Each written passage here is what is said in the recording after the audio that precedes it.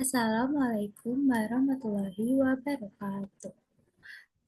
Perkenalkan, nama saya Aulia Mas Maulida dari Sistem Informasi Kelautan UPI Kampus Serang yang berNIM 240031. Di sini saya akan mempresentasikan kombinatorial untuk strategi optimalisasi diskon pada e-commerce Tokopedia.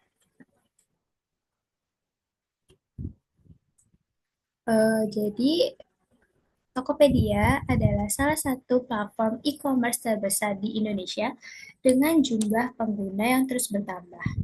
Nah, data menunjukkan bahwa Tokopedia berada di posisi teratas sebagai pilihan utama masyarakat untuk berbelanja online sebelum adanya persaingan-persaingan eh, e-commerce lain seperti Shopee dan Tokopedia.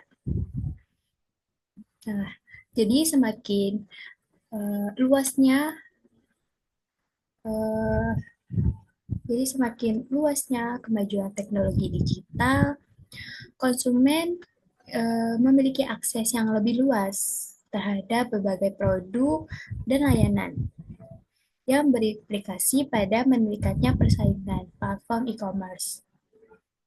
Nah, jadi dengan adanya diskon di Tokopedia membuat daya tarik pelanggan eh, mengambil keputusan berbelanjanya.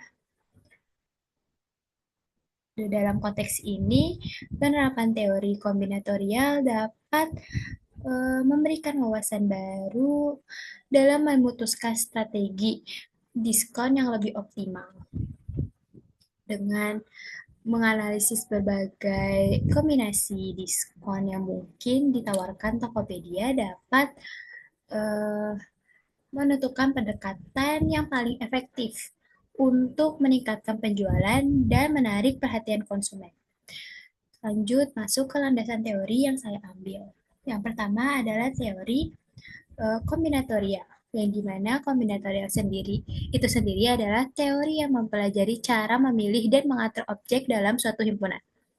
Dalam konteks e-commerce, kombinatorial digunakan untuk mengeksplorasi berbagai cara dalam menawarkan kombinasi diskon dan promosi yang optimal kepada konsumen.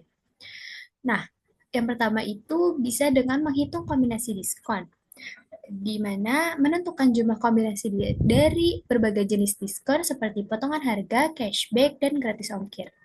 Yang kedua itu ada optimasi paket promosi. Dengan menyusun paket diskon yang optimal agar menarik pelanggan dan tetap menguntungkan. Yang ketiga itu ada seleksi produk. Dengan memilih produk tertentu yang masuk dalam promosi berdasarkan kriteria tertentu. Lanjut, penggunaan kombinatorial dalam penentuan diskon. Yang pertama itu pemilihan kombinasi diskon.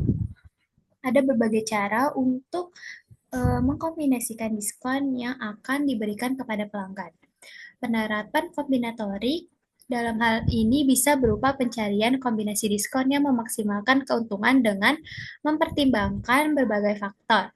Contohnya, kombinasi diskon berbasis kuantitas dan kombinasi diskon berdasarkan kategori produk. Nah, kombinasi diskon berdasarkan kuantitas misalnya 10% untuk pembelian 2 barang dan 20% untuk pembelian 5 barang. Kombinasi berdasarkan kategori produk yaitu misalnya dengan uh, kayak produk-produk tertentu aja, misalnya elektronik, facial, makeup, dan lain-lain untuk menarik pelanggan yang mencari produk tersebut. Yang kedua itu ada mode programan linear.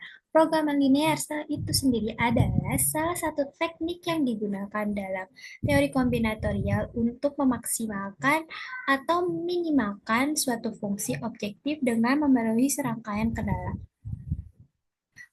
Programan linear bisa digunakan untuk menentukan alokasi diskon terbaik berdasarkan margin keuntungan, menentukan kombinasi diskon yang optimal untuk mencapai target penjualan, dan mengidentifikasi batasan stok atau kapasitas tertentu yang harus dipertimbangkan ketika menerapkan diskon. Lalu selanjutnya ada pendekatan algoritma genetika dan simulated annealing.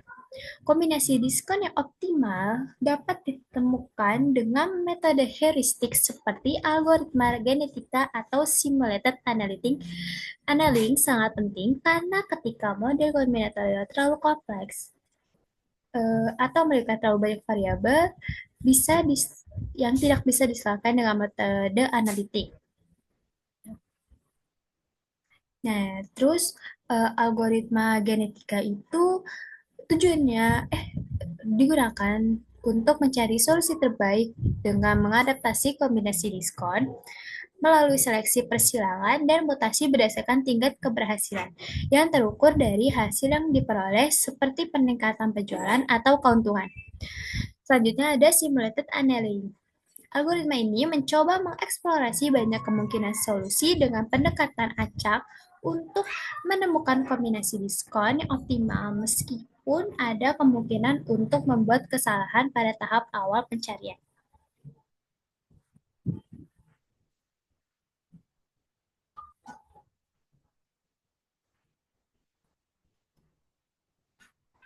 Lalu selanjutnya ada eh, model Markov dan pemodelan pelanggan.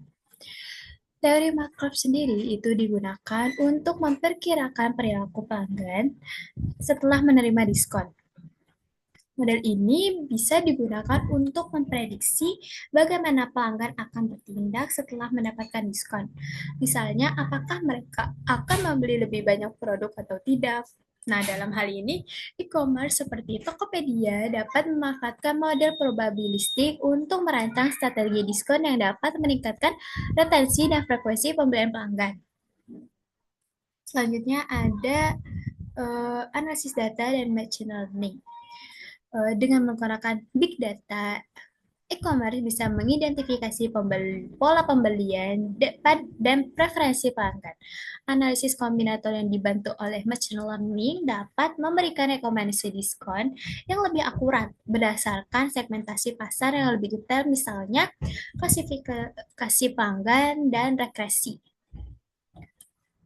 Nah, implementasinya itu yang pertama menghitung kombinasi diskon. Nah, menghitung kombinasi diskon mencari semua kemungkinan diskon yang diterapkan berdasarkan jenis diskon yang misalnya ada 3 jenis diskon, potongan harga, cashback, dan gratis ongkir. Nah, itu bisa dihitung dengan dengan bahasa Python. Misalkan nih, ada diskon potongan harga. Nah, bisa dimasukin ke diskon list ini. Nih, diskon pembelian 2 barang. Nah, dua barang ini ya bisa di 2 barang atau 4 barang. Nah, cashback eh dan 20% itu untuk 5 barang atau lebih. Nah, kalau misalkan di bawah itu misalkan beli cuma satu, nah itu tidak bisa dapat diskon. Lanjut, implementasi yang kedua itu ada pengumpulan data penjualan, yang dimana mengumpulkan data penjualan historis ke dalam analisis e-commerce. Oleh karena itu, data memberikan wawasan tentang perilaku pelanggan, pola pembelian, dan efektivitas strategi pemasaran yang telah diterapkan. Nah, nanti eh, pengguna bisa memasukkan historis penjualannya di sini. Misalkan ini ada ID transaksinya, lalu ada eh, barangnya berapa, nah lalu ada total barang itu berapa, dan jenis barangnya itu apa, gitu. Lalu implementasi yang ketiga itu ada model kombinasi diskon. Model matematis untuk menghitung dua parameter, yaitu jumlah barang dan harga per produk diskon. Nah, yang tadi saya bilang, uh, misalkan diskon 10% diterapkannya untuk pembelian 2 hingga 4 barang dan diskon 20% diterapkan untuk pembelian 5 barang atau lebih. Jadi dikurang dari 2, nah jadi nggak bakal bisa dapat diskon gitu. Lalu ada implementasi ke model klasifikasi manual. Eh, analisis data dan machine learning dalam rekomendasi diskon sangat berperan penting untuk memahami perilaku pelanggan dan memberikan rekomendasi diskon yang lebih tepat. Dengan memanfaatkan data, Tokopedia dapat melakukan analisis kombinatorial untuk mengidentifikasi pola dan preferensi pelanggan, serta merancang strategi diskon yang lebih efektif dari segi segmentasi pasarnya, klasifikasi pelanggannya, regresinya, sampai rekomendasi yang tepat saat memberikan diskon kepada pelanggan. Nah, selanjutnya informasi terakhir yaitu ada implementasi program untuk menghitung dampak diskon terhadap penjualan. Pasti eh, penjual juga memberi diskon, nggak mau yang merugikan penjualnya sendiri kan, atau jadinya malah rugi. Penjual kan nggak mau. Nah, itu bisa dihitung di dampak diskon terhadap penjualan ini di sini gitu loh. Nah, lalu saya buat eksperimen eh, dengan implementasi yang pertama ya ini di sini saya memasukkan eh, pembelian 3 barang presentasi 10%, terus pembelian 8 barang presentasi 20%. Lalu ada pembelian di atas 100.000 dan gratis ongkir di atas 50.000. Dan itu tersedia ya. Dan ini outputnya menjadi programnya berhasil menampak menem, men, me- apa berhasil menampakkan berhasil menampakkan outputnya. Jadi programnya dikatakan berhasil karena berhasil uh, memperlihatkan eksperimennya.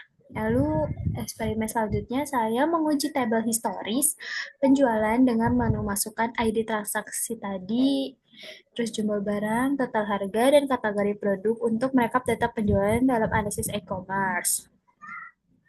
Nah, dan ini hasilnya. Saya masukin ID transaksinya 2, jumlah barangnya 5, terus total harganya 400, dan kategorinya make up. Nah, eh, ya implementasi tadi juga programnya berhasil karena berhasil menampakkan outputnya. Jadi pada gambar 1 dan 2 eksperimen saya sudah menampakkan kemauan pengguna dengan benar, maka dengan program ini sebagai buktinya saya menyatakan bahwa program sudah bisa berjalan dengan semestinya. Segitu saja penjelasan saya kali ini. Selebihnya mohon maaf. Terima kasih sudah menonton. Bye-bye.